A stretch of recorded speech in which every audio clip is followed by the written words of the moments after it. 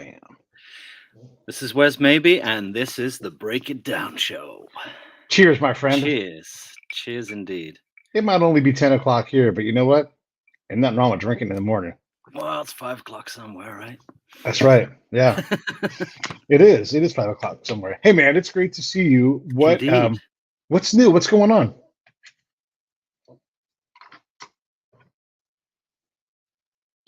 Is that me that's frozen up or you? Uh-oh. Is that me or you? All right. Well, I'm going to assume that it's him and then... Aha! All right. I'm back. Maybe you're back. Who knows? Maybe we're both back. What is new? What is going on? What is going on? Hopping back and forth between the UK and Belgium, working on lots of different stuff. Yeah. And trying to build a studio. Yeah. It's amazing what you're doing, though. And you always talk about how incredible and state of the art it is. So are you trying to be not in England at all anymore, or where are you at? No. The plan's always to be between the two, back and forth, work over there, work over here. But this was the Brexit plan. The moment Brexit hit, needed to have a foot in Europe again. Right. And being Belgian, it just made sense to just spend some time here and do some more work in the studio where I started as well. How is Belgium? Like when you're there, are you happy? Is that your happy place? Well, no, that's my happy place right there. Oh, right here. Yeah. There's the happy place. Jon, we're having beers. Likewise, my brethren. Okay. We're having beers. I'm having. It's a good time for that. I'm having American juice. An even better time. Yeah. So 100 Belgium. We know that Belgium is over there by France, and you guys have waffles. I'm running out of things that we all know over here in America, right? Like maybe. Is Bruges, is that in Belgium? I don't know. And we get confused as to, is it farmland? Is it city? So tell us a little bit about where you're at. Belgium, yeah. Belgium's a small country and like the States, relatively young. It only came into being in 1830. Because it used to be part of, Austrian Empire, the Dutch, right. The French, the Spanish, everybody's been here. That's the thing about Belgium. It's like a carousel country. It's, you got France to the south, Germany to the east, Holland to the north, got tiny little bit of Luxembourg there. So, tiny country, 10 million population, Wow. Here's what I know about that. It's allowed Belgium to gather all the hottest chicks from all of those populations. And they got the best beer. They organize the beer the best, and the best fries, by the way, are decidedly not French fries. They're Belgian. Oh, fries. No. That's a different size. That's somebody else you need to do a show with. You need to talk to Scylla, who's one half of an electronic outfit called Grey Noise. And nice. He's a chef, and he's the master fry maker. And he knows everything about it, size and stuff. Oh my God! Look at this fucker. How's it going? All right? We'll let anybody in here.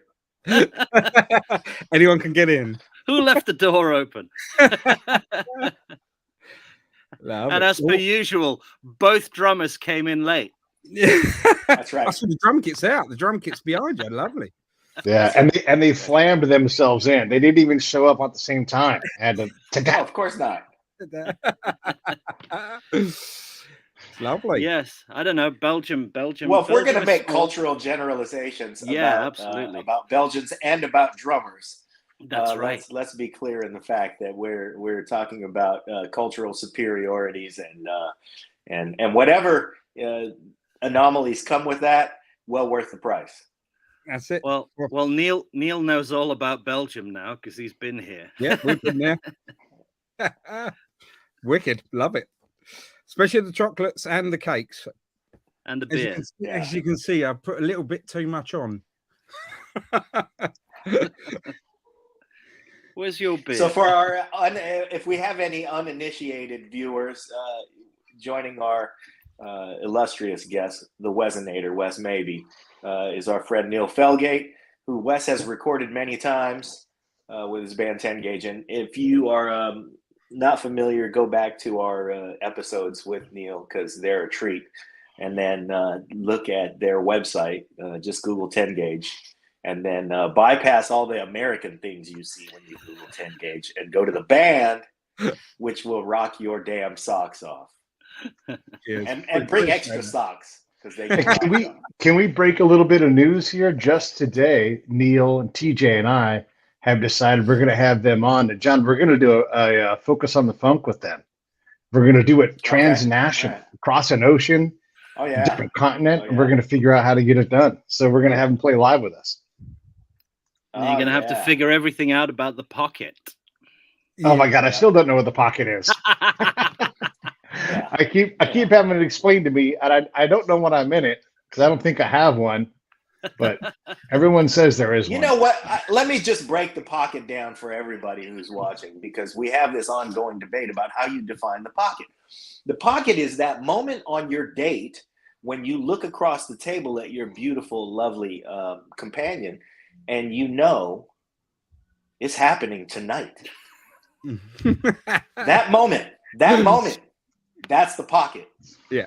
And so the thing about the drummer, sure, we may show up a little late for rehearsal sometimes. We may also show up a little perhaps inebriated slightly. And it comes with certain let's call them habits of charisma. Wouldn't you agree, Neil? Let's call them habits of charisma. Yeah, I'm going to Along agree with with those it. habits of charisma come from the fact that we are able to capture that very moment when you look across the table at your companion and you go, this is happening tonight, isn't it? Yes, it is. Verification, that moment right there, stretched out across the span of a song, that's the pocket. Whenever you guys talk about it, you always say so-and-so has a deep-ass pocket. I've never heard anybody go, oh, Chris, that guy's got a bullshit pocket. Yeah, well, it happens. If it's bullshit, you ain't got no pocket. You ain't got no pocket. Nobody talks about them bits. That's Everyone... right. That's right. No, you could say bits. You could say bits and shit and dick. And actually, we were gonna title this show "Big Dick Wes Porn Show" when he battles Trump and Pelosi, just to get the SEO benefit of it. Awesome. You should have. Then we realized he already had a video titled that. It's for his OnlyFans. Yeah. Oh, lovely. Well, you know what? Let me get out of your guys' way, because here comes TJ. Oh my God. Yay. Twice in a fucking day. Yeah, I know, man. I'm like a bus. Just as reliable as well. How you doing, guys? That's right. Is that drink big enough, mate? It's bigger than him, isn't it? It's actually only half a pint. For everybody out there, TJ's tiny. Hi, guys. Also, his reputation for being long and slender. Yeah, man. How we doing, boys? TJ, did you hear Neil and my unanimous definition of what makes the pocket? I didn't hear that, but I'd like you to explain that to me, because I love how you talk about Neil's playing, because Neil is astonishing and he's a pleasure to play with. And then you can either reinforce or debunk my definition of what the pocket is, because Neil exercises pocket, and as Pete pointed out, you would listen to Neil for about 5 seconds and go, yeah, that dude's got a deep ass pocket. And I define the pocket as that moment on your date when you look across the table at your lovely companion and you see on her beautiful face that this is happening tonight. And this is going to get real freaky. And so the pocket is Neil's ability to elongate that experience through the span of a song. Nice. Yeah. Whole night. Well, all night. Well, the whole night. Exactly. All night. Yeah. But no, I think that's a great. Yeah, I think I think he's definitely got a very long pocket. If that's the case, definitely. Big enough for me to fit in anyway. Oh dear. Yeah. Okay. Yeah, no, well, long and slender. Long and slender pocket. Yeah, brilliant, you guys. I mean, you know, we make fun and stuff, but really, that's really what the pocket is all about. Is when you get really dug in and entrenched in it with your bandmates, you feel that feeling. You lock into that sensation. You know, it's a very safe feeling. It's a lovely feeling when you've got that, especially on stage live, when you know things might go wrong here and there, and then but that safety that you feel when you can look around going, it's all good. You know what I mean? And Neil's pinnacle to that, obviously. Like we you know, very everyone often, out the front, you know, look at Neil. If Neil doesn't look flustered, we're fine. We're all gonna make it. Yeah, definitely. Well, I said we often, like say, me and TJ will often almost like have conversations whilst we're on stage playing, but not the visual ones. Yep. There was one in the last gig we done where TJ headbutted one of his cymbals as I hit it. I broke it. And the crack, he flexed the cymbal in half. Oh, no. So I was like that. Wow, that was one, TJ. Yeah. And then he that's like a different moment on the date. Yeah, he had a cut on his nose. He went, yeah. I don't know where that came from, you know? Yeah. I know. Let me ask you guys this, since we're talking about the pocket and getting into this this groove thing. Is the pocket, is it masculine? Like when John talks to me about it, he's like, it's the moment when your neck is doing this. That's the pocket. And then the bass comes in and you make this face. And then I can't remember your guys' singer name off the top of my head, but like he's the one talking the girl into it's a mix, right? Everybody's got their job to fill the pocket full of it's gonna happen. Yeah. Am I getting this right? Yeah, definitely. It's that group feeling. 100% is, you know, that's a great way of describing it. You know, especially for people that maybe not have ever played in the band, and that to be able to describe it like I think that's bang on. Well, also there's a pressure when you're on stage. I'm going to reinforce TJ's point. There's a pressure when you're on stage that you're going to have to deliver, and sometimes that pressure is. We've talked about this many times on the show as well, because a lot of musicians will say, you know, it's fine playing on stage and it's fun to have that energy, but rehearsal is a little more fun because you're more willing to be adventurous during rehearsal, you know, because you have the crowd's good time as a responsibility. So you don't want to screw anything up. So sometimes you play a little more conservatively, you're a little less adventurous. But when you are deep in the pocket, you are emboldened to take that risk as a player, because you know that Neil is going to bring you right back to one, and he's going to anchor you right where that groove belongs. Yeah. And when you have that security to know that he's going to bring you back, he's going to usher you in, then it makes you adventurous, and then you can go for that wild solo that becomes legendary because of, you know, this wild adventurous take that you made. And that's part of it too. And it goes back to that feeling of being on that date, because when you look across the table and you know, like, this is happening tonight is the night. It's the same kind of thing where you go, you know what? We've both decided that we can be adventurous tonight. We can make this happen. But it's not masculine, just to answer Pete's question. I mean, just look at Karen Carpenter and Sheila E., Cindy Blackman. I mean, hello. Yeah. What about Meg from the White Stripes? Does she got a deep ass pocket, or she got a bullshit pocket? No comment. She's got, Did you feel that one? Yeah. It worked, right? It worked. Yes, it worked. But that's a good point, because it's good point. Back to one, and everybody really misses Meg. But you know, he's the one who anchors that experience. Yeah. So, you know, if you're looking for the definition of that, but this is another reason why I appreciate female drummers so much who get it done, because it you can confuse the pocket as being masculine, because there's a lot of masculine, you know, drummers who have a great pocket. But Sheila, you know, Cindy Blackman, holy cow. Yeah. And it's not just just drums. Yeah. It's basically any instrument. Yeah. You know. Yeah.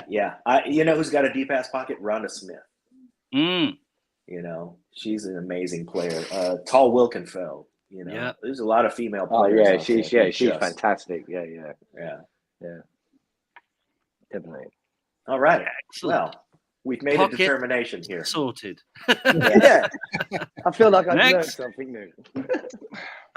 Also, I think that the next morning after a great date, when your date looks at you and says, well, my pocket's been sorted, then you've also done a great job. Never a comment I've ever had, unfortunately. We'll get back to work then. Yeah. All right. Well, I guess TJ's been carrying that load in the band. Not allowed to carry anything, unfortunately. He's not even allowed to carry his own fucking guitar. Oh, God. He'll drop it. Wait, is that true? Is he not allowed to carry his guitar? Will he fuck that up? No, Rob carries everything. Oh. Oh, yeah. I'm going to step in there. It's gone too far. Rob doesn't carry anything. I even take his mic for him, you know. I do want to send a cheers to Rob. I couldn't remember Rob's name in the moment, but I do remember Rob, and I love Rob. He's got awesome energy. He has the bouncing up and down, hands moving, pocket down hat. Oh, yeah. I want to ask you, and then let's kick it over to the fellas. When someone like Nick Lowe is in studio with you, how much do you get to push him and say, hey, man, fucking widen that pocket up?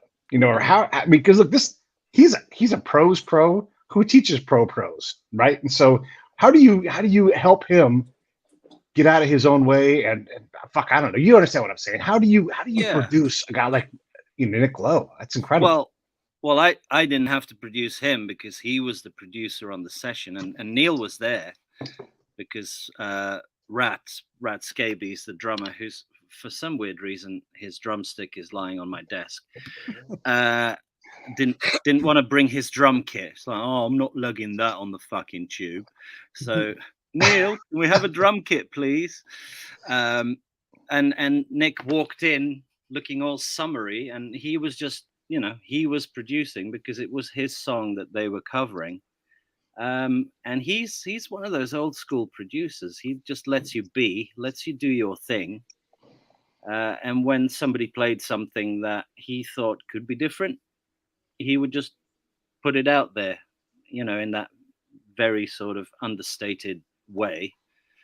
And then, I mean, obviously I was a little bit nervous because, oh my God, Nick Lowe.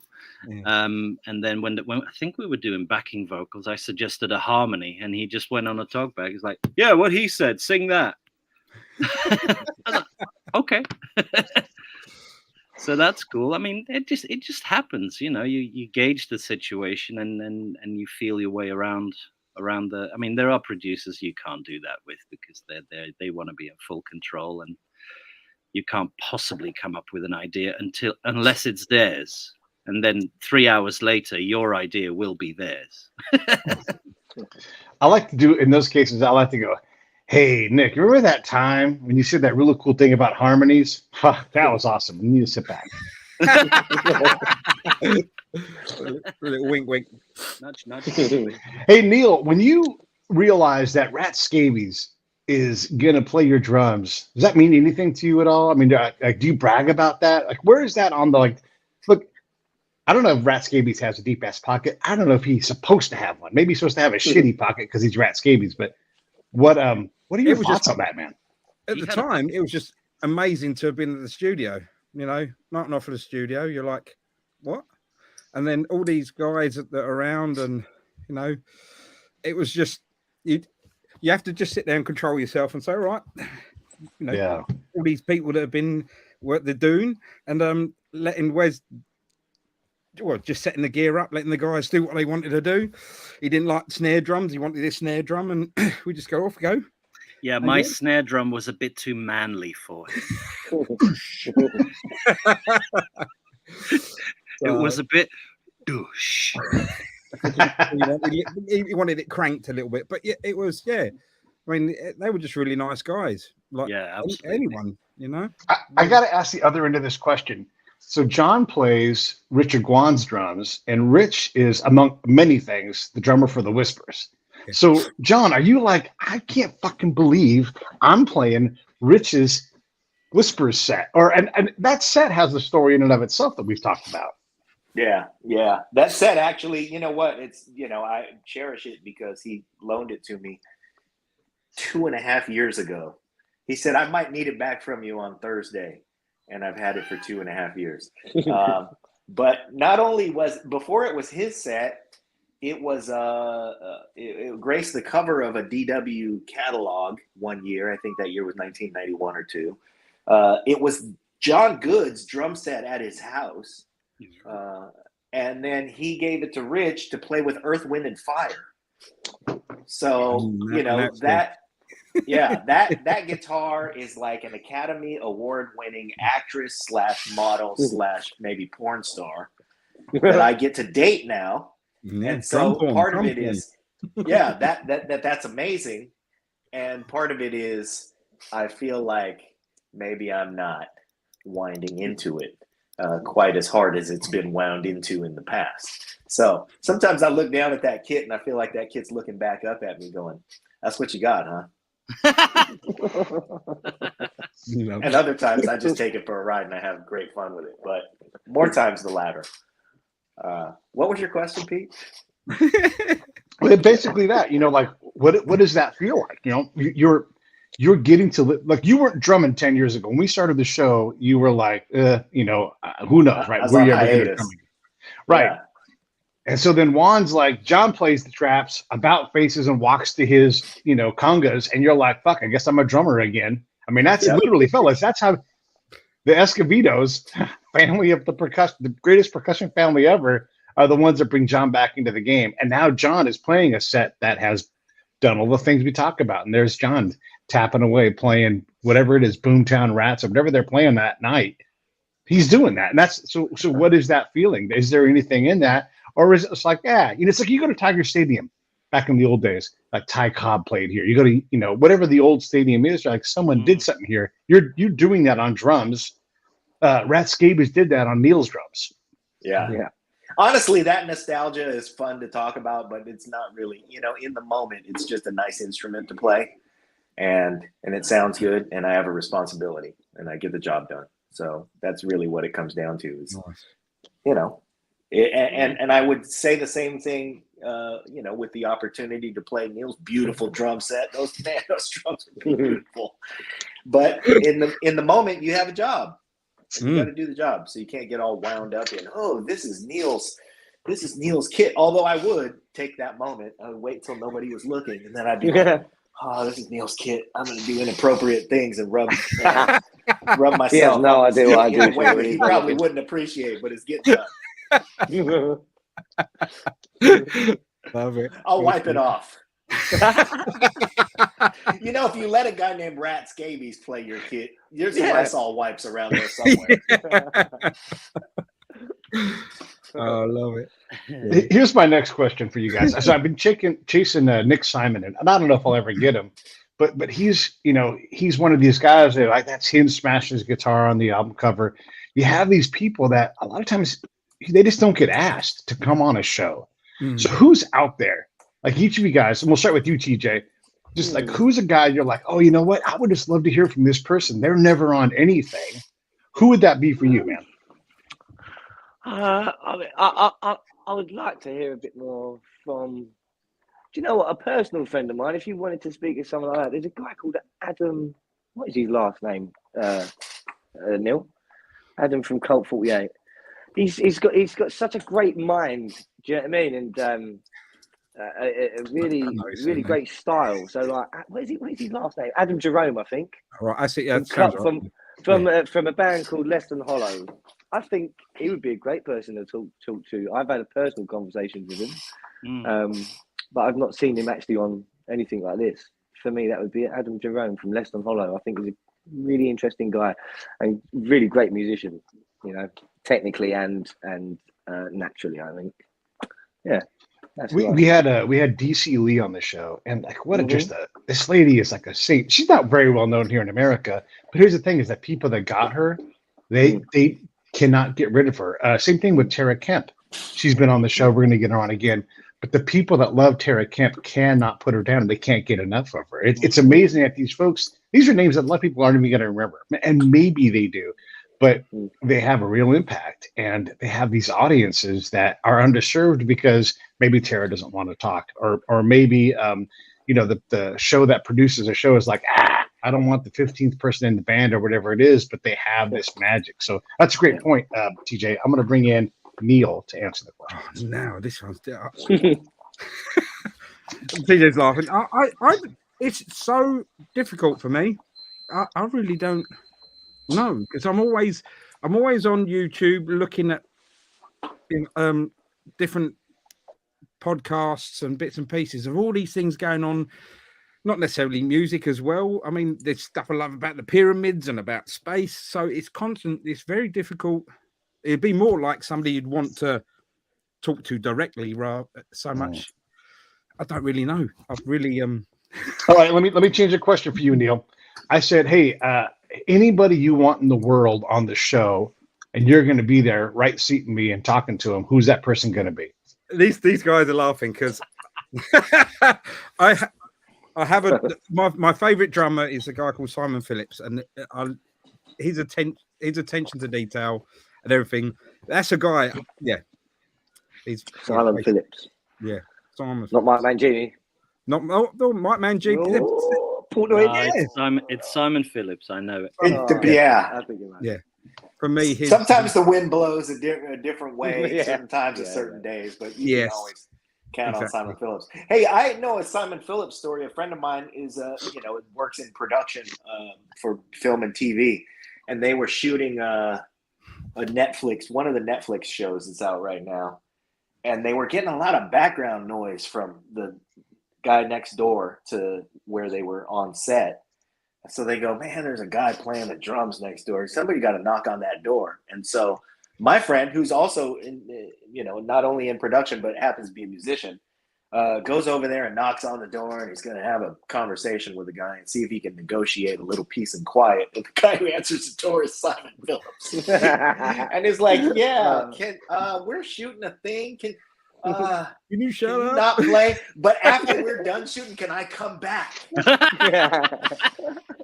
And actually, both things happened. So he did briefly get to come back and hang out with Simon Phillips, and said he couldn't have been more kind and more sweet and generous. But and he did actually chill out, because the property next door, this is in Los Angeles, the property next door often gets used for shoots and has a beautiful view and all of that stuff. So he's used to it. He says, it's not the first time that I've been, in the woodshed and had somebody knock on the door and go, "Hey, we're shooting something. Would you mind?"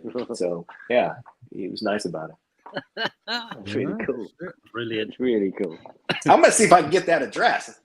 Neil, when you come over to this, when you cross the pond, we'll definitely we'll go wrangle a little bit of time. Wes, who's your guy? Wes, who do you want to, or your lady? Who do you want to hear from that you don't get enough of?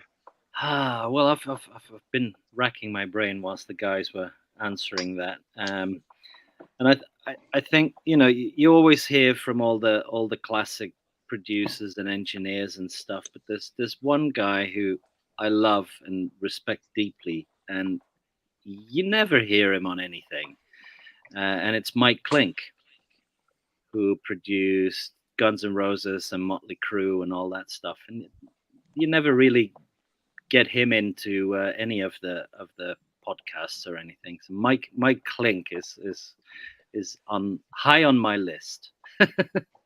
Well, I'm going to go back through these show notes, and I'm going to grab all these names, and I'm going to bug them. John, you have been fortunate enough to get a lot of these things already done for you already.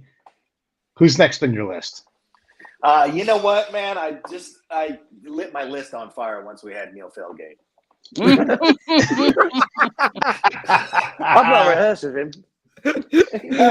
Seriously, I'm getting in the car now. Sometimes I look on my Facebook page and I see things from all these people. Like, I'll see something from Stuart Copeland. I'll see something from Slim Jim Phantom, or the other day I was in a text thread about the Kansas City Chiefs with J.R. Robinson, and I've seen and met and become friends with some of the true greats. But as far as who's next on my list, I think, the funny thing is, like Pete said, I was brought back into service essentially by Juan Escovedo, although Kenny Leach, if he's watching, will say differently, and I do owe him a debt of gratitude as well.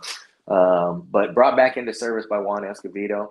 And I know all of the Escovedos except that I've only very briefly ever met Sheila, and I really would like to sit down and talk with Sheila because she was very, very important to my evolution of understanding of the drums and the job of a drummer and an entertainer behind the drum set.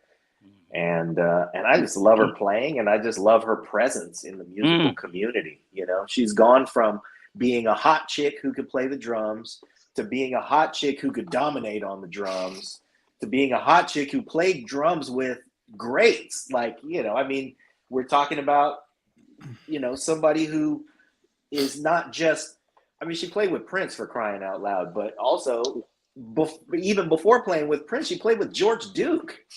So, you know, she's been legitimate even before you had to take into consideration that she was legitimately hot. Right. And then now, as she's an older lady, she's still smoking hot, but you know, let's face it, the hotness factor is not what would get Sheila a gig nowadays. It's the fact that she's a seasoned veteran player with incredible taste and magnificent chops who knows when to use them. And for that, I think she should be celebrated, and she's sort of the first lady of the drums, but still to me does not get her due. Mm-hmm. And then, now that I've said all of that, Steve Gadd. Yeah. Excellent. It's a good list. It's a good list. Yeah. Yeah. All right, I'm on it. I'm going to start working on all these people. Steve Gadd, that'll be easy.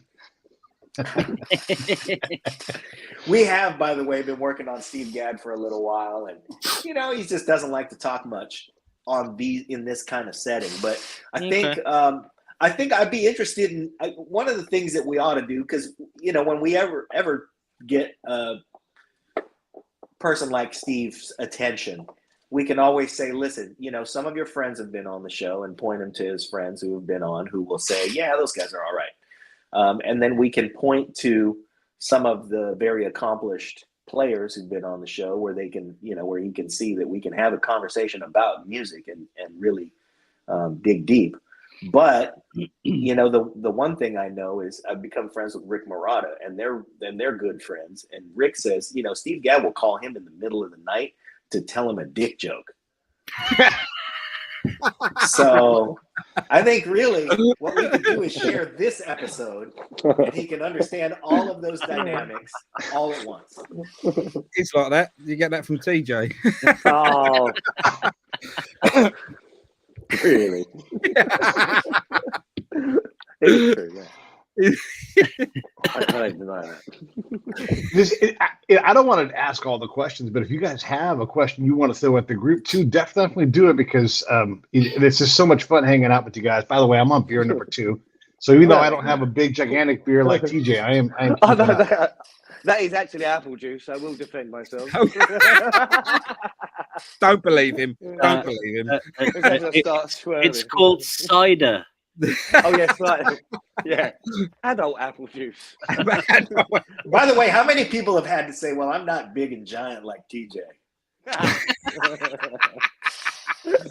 like to think I'm fun-sized. It's the mic stands that give him away. Get him to stand by a mic stand. That'll give it away. Oh, don't. Is he next to Rob's? To be honest, you stand there and go, I know I'm short, but then you see pictures, and I'm like, can someone just Photoshop that a little bit? You know what I mean? Well, why did you put me at that size? I mean, but yeah. I want to see TJ standing next to John. How tall are you, John? Not very. Shut up! I'm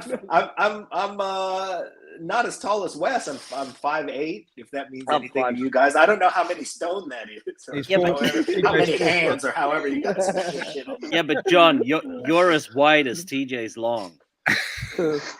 Wow. You know, I heard that in the most inappropriate way, and appreciate that comment. And Dirty mind is a joy forever. Well, we'll leave that to Neil, shan't we? That dirty mind, eh, Neil? No, you can say the most innocent bad thing. name. You give me such a bad Neil name. would just be like, oh. there are times when I don't fall in for it. So that just means he's fun at parties. Yeah, he's very fun at parties, especially when he's had tequila. It's very fun. I don't often drink though, so no, but when I do, tequila. you know about it. But when you do, pants are optional. Do you guys get good tequila over there in the UK or on the continent? No, well, not really. But it's better here than in the UK. But yeah, you can get good shit. Yeah. I just bought a bottle of AC/DC tequila. Oh, well, when I'm over. Is it a Blanco, and Añejo, Reposado? Blanco. Oh, nice. Yes, that's fantastic. What are all of you guys working on right now? Let's let you start, Wes. What are you working on right now? Me, oh God, how long have you got? I'm working on a new emerging artist called Lowe. She's kind of local to here, and she's been recording in Galaxy, and I'm mixing 4 of her songs and mastering the album. So that's what I've been doing with her.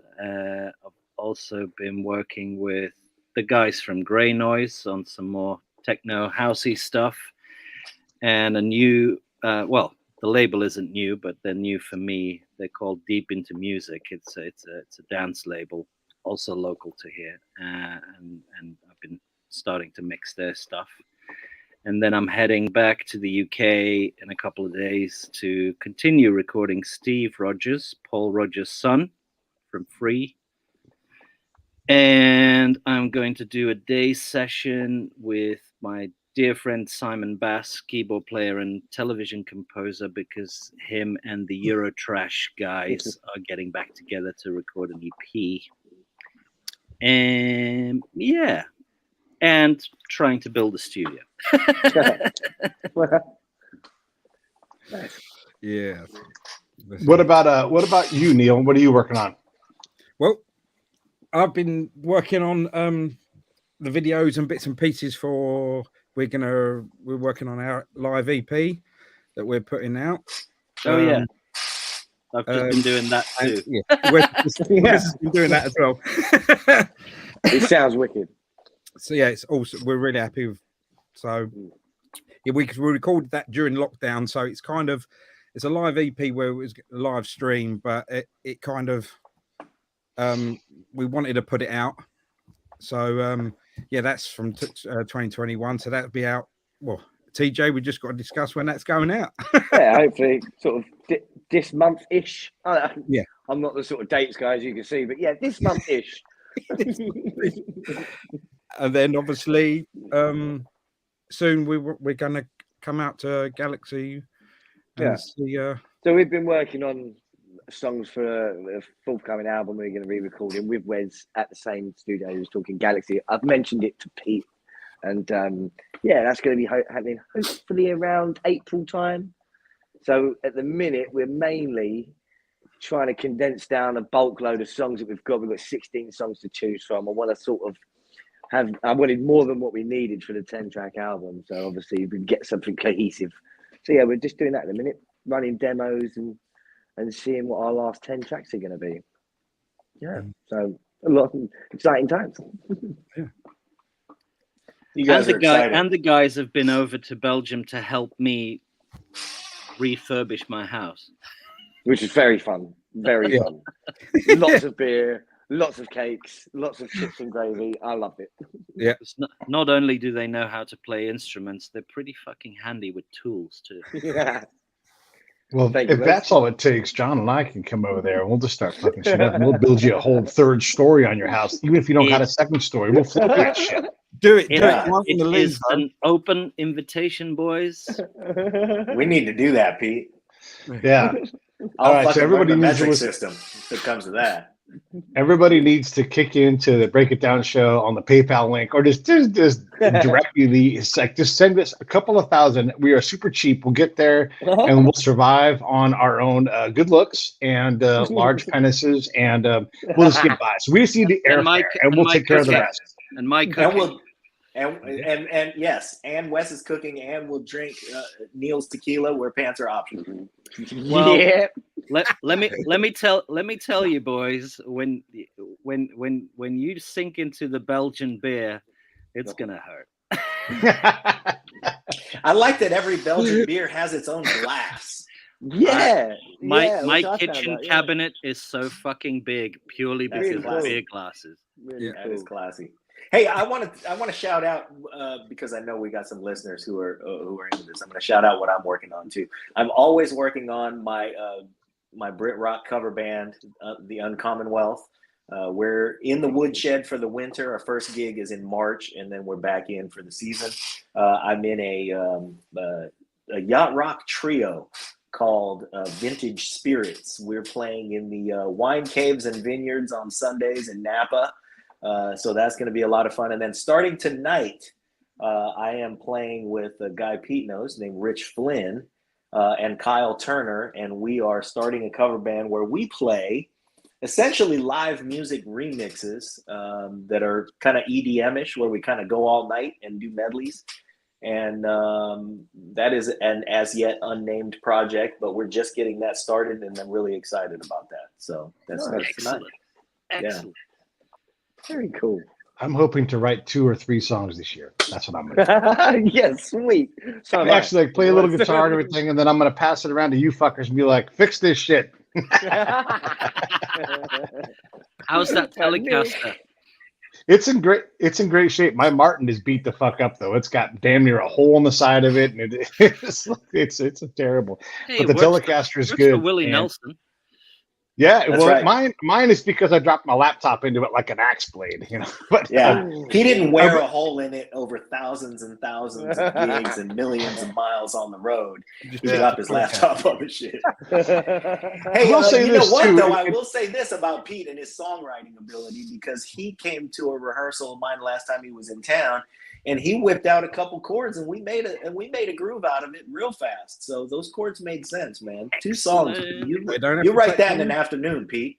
You know, that chord progression thing was a little intimidating because I've never seen something I created turn into something so fast, and I'm like, I don't know what to do with that. Like, you know, I've got to get used to that, and that probably is like nothing to you guys, but like all of a sudden, look. Carlos Reyes. I'll tell you what you need to do. You need to write a poem about boobs and then hand over those 3 chords and sing about the boobs.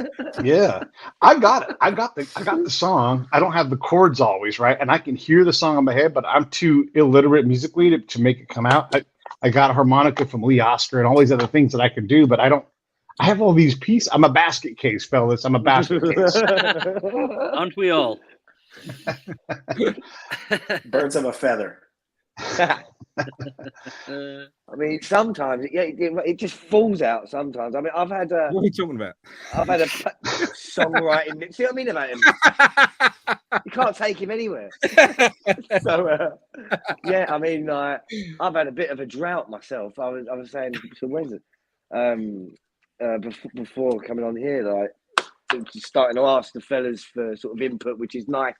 Which I think will start taking things in a different direction, but it is nice when it just falls out. The song, Neil, when the song just falls out, Neil. Yeah. The other thing I want to say about like all of this creative stuff that everybody's doing is fantastic. Like we often lament like, oh, all this new music is terrible. There's no key changes, whatever. But there's all these people creating incredible things that sound great. Like when I listen to your guys' music, TJ and Neil, it's fantastic. Some friends of the show also are a band. Maybe you guys have heard of them. They're called The Cold Stairs. These guys they were a duo that sounded like 5-piece. And now they've got a bass player. And it's crazy how good The Cold Stairs are. These guys make incredible music. We just got to go out and support one another, go to shows, buy the music, whatever it is. It's possible with a fairly small audience that supports you financially to have a comfortable life where you can make something happen. So everybody's got to get over themselves. Yes, you can make something on a robot, and you can have a computer create a bass line, everything. But the reality is there's people creating music in a lot of ways, and it's I don't know. I hate to say this because I don't know if it's true or not, but it seems like it's one of the best times ever to create music because all you have to do is get a fairly small supportive audience, and you can do this thing for life. Mm. I would argue the best time to make music was in the 70s, where you could get $1 million advance and have a bunch of big mind of cocaine and hookers at the record plant, and you can make music there. I bring up the record plant for 2 reasons. Number one, because Wes brought up Mike Clink, and Mike Clink's career started at the record plant. And as a plug, we're going to have Kevin, who is in charge of the renewal of the legendary record plant on the show at some point really soon. And then I just hijacked the show for a second just now because I have a hard out. I got to be somewhere in 15 minutes. It's going to take me 15 minutes to get to. So, hey, man, I'd love everybody on this whole thing. And thank you guys for a great morning. So good to see you, man. Carry on. Lovely. Thanks for having me, man. Thanks for having me. Good to see you. Stay here with I'm Pete. kicking John out. Get out of here. He's out. You say TJ saying about having a drought. I don't think sometimes it's just a matter of it could be before now. He's come up to me and gone, oh, I've got this idea, and it's absolutely amazing. And it's I don't know whether if it's rattling around in there for so long that you start to think, this is no good, but he's got some absolute ones that he's just come out with. Just I've got this little one. So sometimes I think it's just show everybody what you got, because you never know what there is. You see what I mean? It's just I've got a story. The other day, my buddy sent me a text, and he said, I had this great idea. And keep in mind, this is a typo, right? And he meant to write It Girl, but he wrote If Girl. And I was like, If Girl, that's a song. And so I wrote a little poem about it. I sent it to you guys. It's not a song right now, but just the concept of an If Girl. And then the poem basically is, I actually saw a girl on the metro in Paris, and I had just missed the train. If I had walked on that train, who knows, right? And we held this look. She went away. Yeah. But that's a song, man. That's a song. It takes you on a journey. That's the point of the song as well. 100%. Yeah, I mean, I just saw some comments flying past about, people forgot how to learn to play and all that stuff. And it's true, and it might be a cliche, but, there's a ridiculous amount of music out there right now.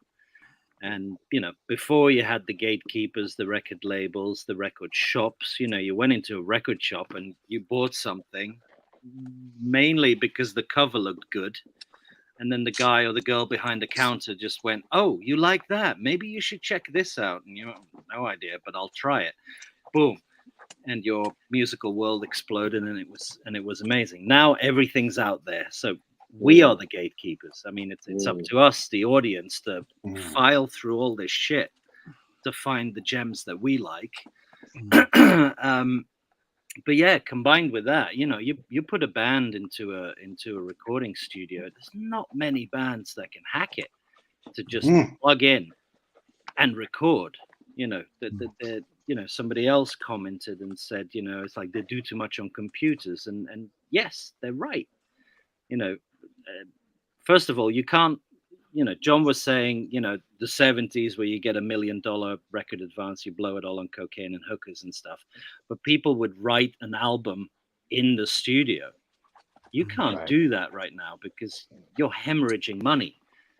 So when you get to the studio, you need to be so prepared. You need to plug in, bam, and nail it. And not a lot of bands can do that at the moment. Because computers have given us amazing tools to do shit that we couldn't dream of back then. But with that comes also the possibility to fix a lot of shit. And to me, it pulls a lot of the human feel out of music. You get people sitting next to you. It's like, oh yeah, just copy those 8 bars. Copy those 16 bars, repeat it. I'm only going to sing the chorus once, and then you just copy it. To me, that's the Lego generation. It's the Lego generation of music, and it's boring, and the ear hears that's boring. Because if you I want to say something about that, because what you're talking about, it's true. So we often idealize the 60s, 70s, that kind of thing, but there was a lot of mistakes.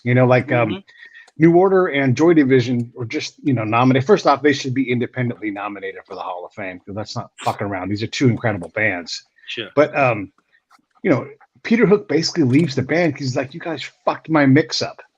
Like it's like he gets so pissed about this. There's things we hear production from Journey and you're like, what in the fuck are they doing? Or the guy who's like, how about we take the pan dial and just go ring, ring, ring, ring, and it's like all this bullshit production that they had to figure out live, and you had to make mistakes. I mean, look, Queen's got 10 times as many bad songs as they have good songs, but those good songs, god damn, they're special. Yeah. No, definitely.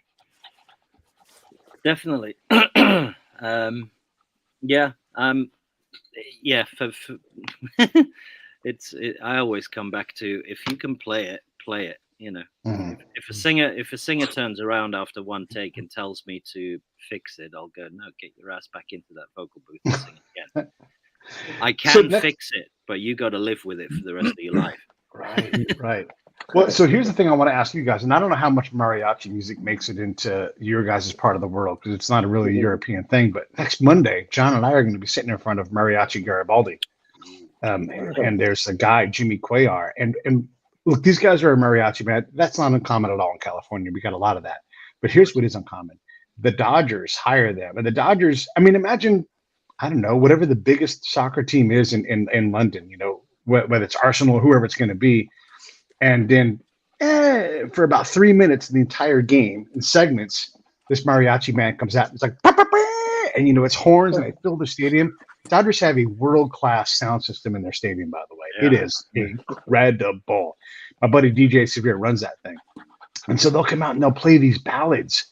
And there's a lot of dudes with a lot of girlfriends out there. And they know the words of songs like La Baqui-Na. And they sing with Jimmy to their girlfriend live. And I don't know what that would look like in Wembley, but you guys can kind of imagine what that would be. But nobody's got a fucking plugged in anything. There's microphones for sure, but horns, gigantic guitar, everything's acoustic, and they it's LA, so the beautiful evening, the sunset, all that stuff is happening, the outfits, but nobody's pushing a button going like it's all love, it's all strings, it's all horns, and it's real. What are you guys' thoughts? I love that. I mean, that'd be amazing. I think if they did that in the UK at let's call it soccer matches, football matches, because we actually use our feet to kick that ball rather than hands. Ooh, that's big. Maybe some of the hooliganism and aggression would go down. I don't know. Oh yeah. I totally agree. Mind you, if you bring in a mariachi band into Arsenal, it might turn the other way. It might get nasty. Yeah. I think it'd be a great idea. I don't think it would. Get some of the hooligans out. Yeah, what do you guys halftime show? Yeah. What do you guys have that's like that? Like where you have, like a specific cultural music that, like because of Southern California, we are really a part of Mexico in a lot of ways, right? Yeah, sure. And so their culture is my culture. Like we eat tacos all the damn time, burritos, and we make good Mexican food, not just bad. My sister-in-law is from Mexico. Like, so there's a lot of Mexican stuff in my life, and I'm by no means rare with that. It's common out here. So we have this blend of this fantastic music that really is, it's a time machine. It's Journey. It's not home for me. It is not Journey. It is not Rush. It isn't U2, all these things that I love. Yeah. What do you guys have that's like that? I don't really know, if I'm honest. What do you think, in the UK? No. Yeah. Or is there like some kind of like gypsy band in Belgium? Is there anything like, Well, in Belgium, there's something called Kleinkunst, which is it's like singer-songwritery, and I guess you could. That's more chanson, but you could put Jacques Brel into it, but it's all very, very pretty and extremely well played and all in local language. So maybe that's the best thing to compare it with over here. But in the UK, I don't know. I immediately started thinking of Morris dancers and maypoles, and that's not a good thing. No. Let's not talk about Morris dancing. Like all these cool things, and yeah, we dance around the pole doing that. I'm sure. I mean, maybe music hall. Yeah. Okay. You know, which is sort of quintessentially English, but you know, again, it's from the past. It's not really a thing that happens now. Well, back to football games, you guys have all those the songs and like the like in my mind, I don't know, right? I've been around, but I still don't know that this actually happens. Do people break out in song in pubs? Because of my American brain, I'm like, oh yeah, then you guys all sing these, you know, shanties or whatever it's going to be. Does that actually ever happen in a pub in England anywhere? That's probably across the water in Ireland. Yeah. Football chants would definitely happen. I mean, that's only during games. Some of them, yeah. But it does happen in a pub. If you're in a pub watching it, you could definitely, in your team's won. Yeah, sure. You could definitely kick off almost like a shanty. That's what you relate it to. But yeah, like a sort of. Yeah. It's usually something in regard to certain footballer's name, and they'll make a song that sounds like that, and you'll all just start singing it. Not a massive soccer fan myself, so.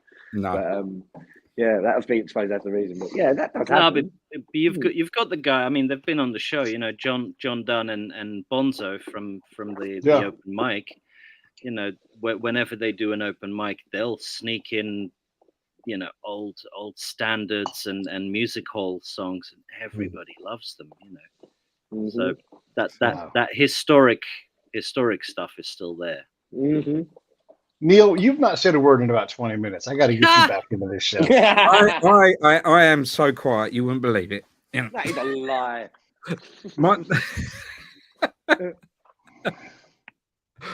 I'm shy and retiring most of the time. Yeah. TJ does all the talking normally. Yeah, I'm sure.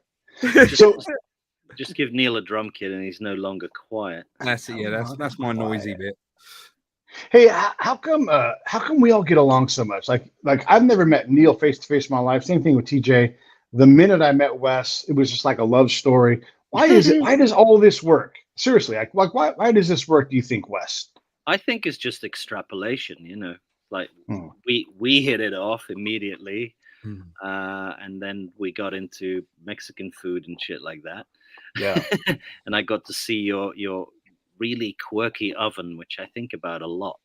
Actually. Is that right? Yeah, I think about that. It's a work of art, that thing.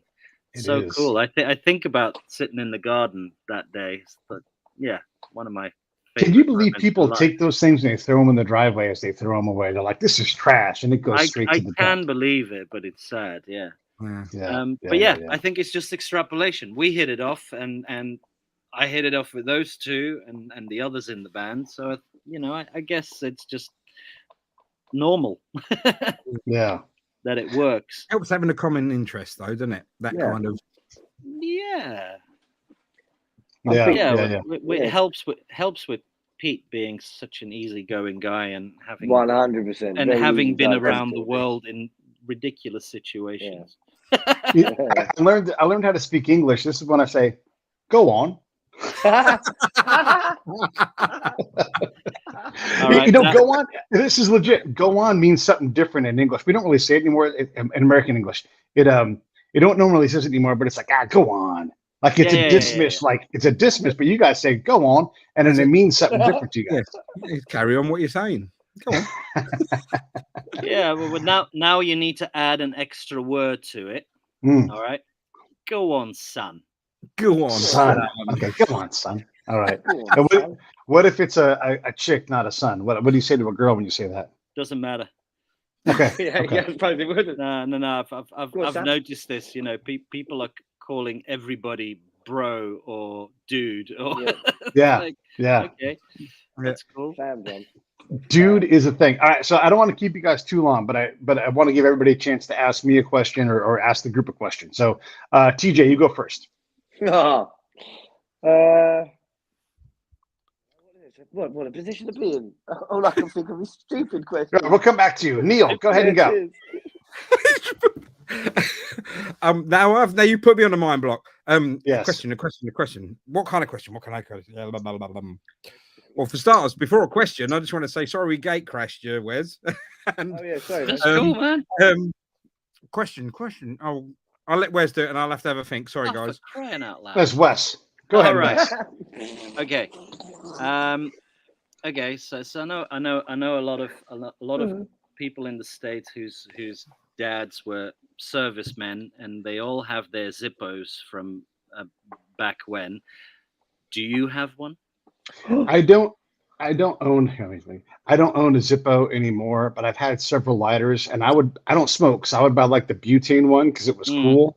Okay. I owned a Saddam and George Bush embossed fake Zippo at one point, but those things don't mean anything to me. And that era for a lot of veterans has passed. But you're right, there are a lot of guys that have it.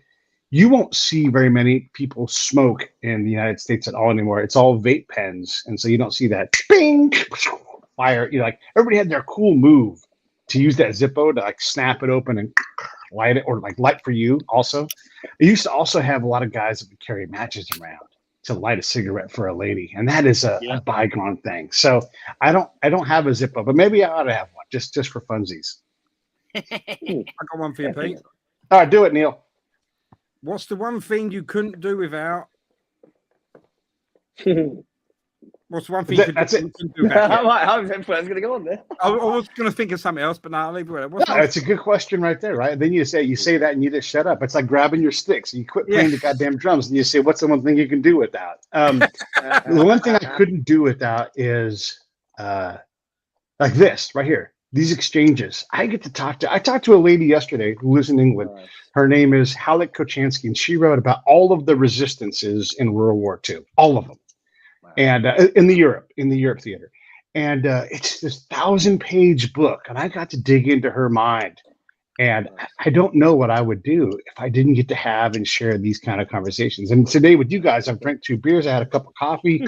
I'm about to get a massage because my back is killing me.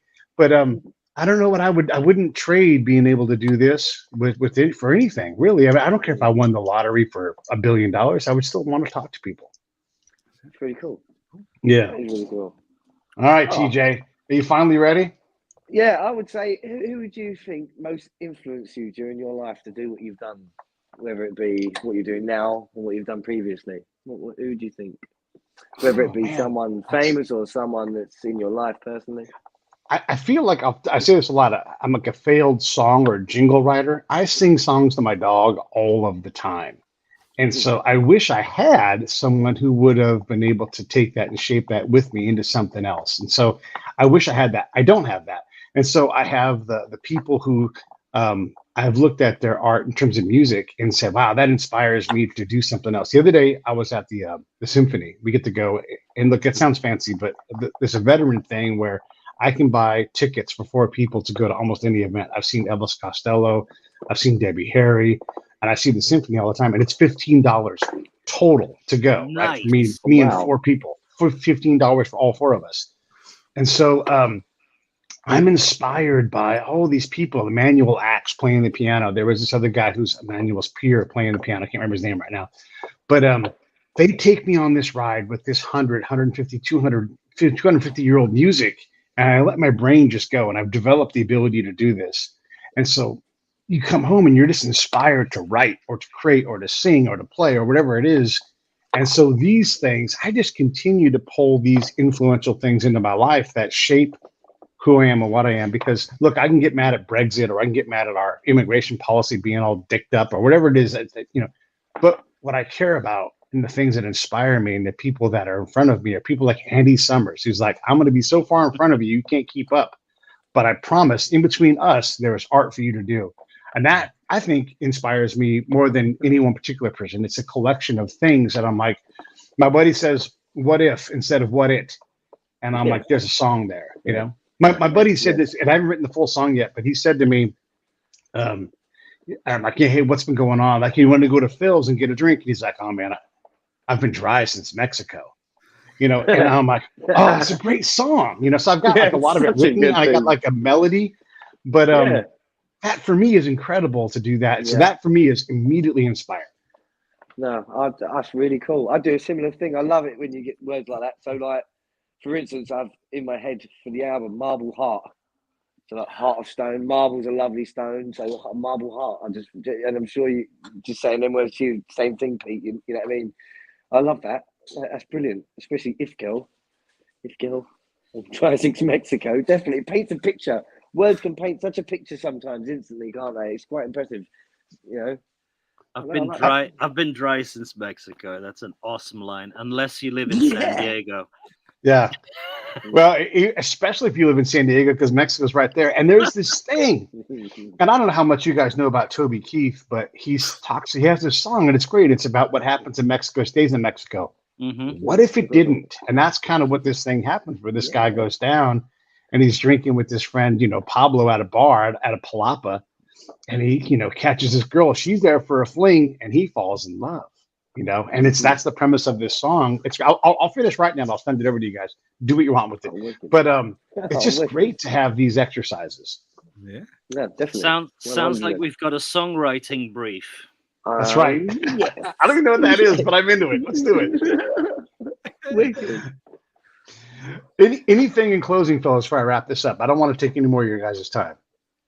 Oh, I just want to say thanks for having me on there. Yeah, thank you so much. Always a pleasure to speak to all of you. So just thanks. Thank you very much, Pete. And thank you, Wes. And Neil, I'll see you in about half an hour. Okay, Neil, what do you want to say in closing? Same thing. Thanks. I'm just thanks for letting us know that you was on, and I just want to say thanks for Wes for letting the skate crash as well. Because I had no choice. Doctor came on. He's like, "Oh, what are you doing here?"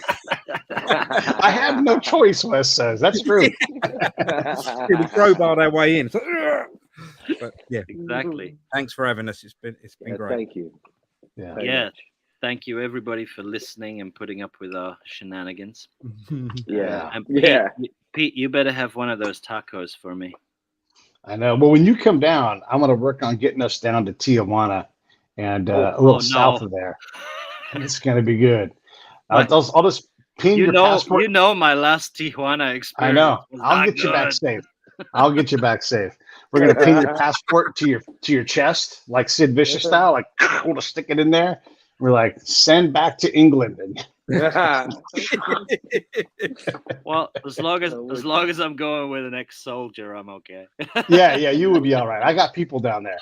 And also there's a lot of really good secret tequilas that don't make it to the export side of the business, but they're really, really, really, really, really good. And I'm also, this is just a small thing, and I'll put it out for everybody, but my buddy Dave and I are going to go down. Dave's very seasoned at this. We're going to go buy a bunch of off-the-shelf white tequilas that, again, are unknown. And we're going to dump them into a wine barrel for 3 or 5 years and just make some really sweet and Reposado.